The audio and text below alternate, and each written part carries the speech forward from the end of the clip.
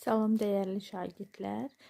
Deməli, belə bir qərara gəldim ki, elektrik bölməsi, yəni bizim 5-ci fəslimiz artıq 8-ci sinifdən başlayır. Elektrik bölməsi haqqında biraz geniş mövzu olduğu üçün, biraz da bilirəm ki, şagirdlərimizin çətinlik çəkdiyi bir mövzu olduğu üçün fikirləşdim ki, orada olan 5-ci fəslin sonunda olan ümumiləşdirici tapşırıqları sizə qısa bir izah videosunu çəkim.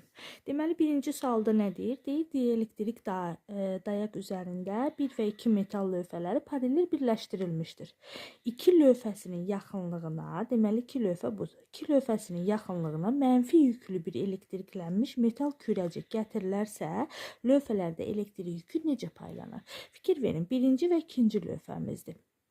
Mən bunlara ikinci lövhəyə yaxınlaşdırıram, deməli mənfi yüklü bir kürəcik.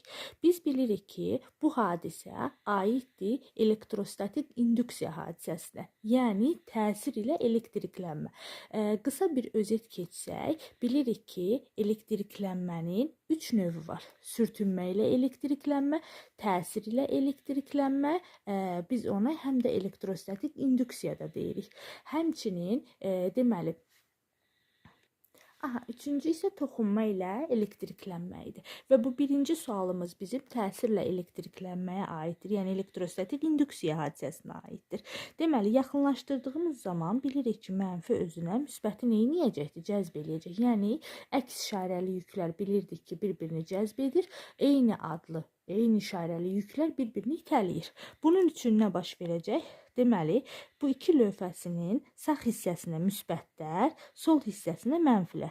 Həmçinin bir lövhəsinin sağ hissəsinə artıq bu iki lövhəsinin sol hissəsi mənfi olduğu üçün müsbət gələcəkdir.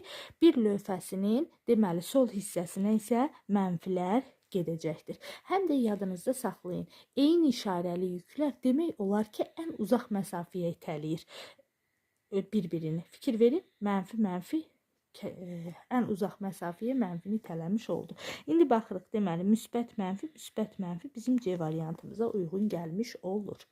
İkinci sualda deyir, intensivlik. İntensivlik bilirik ki, Y hərfindən işarə olunur və vektorial kəmiyyətdir. İntensivliyi 4-dür. Deməli, olan bir cis elektrik sahəsində 8/10⁻6 kulon yükə sahə tərəfindən yükü də zaten biz bilirik kiçik Q hərfindən işarə olunur. 8 vurulsun 10⁻6 kulondur. İntensivlik də 4 deməli kilonewton bölünsün kulondur. Kilo 10⁻3 deməkdir.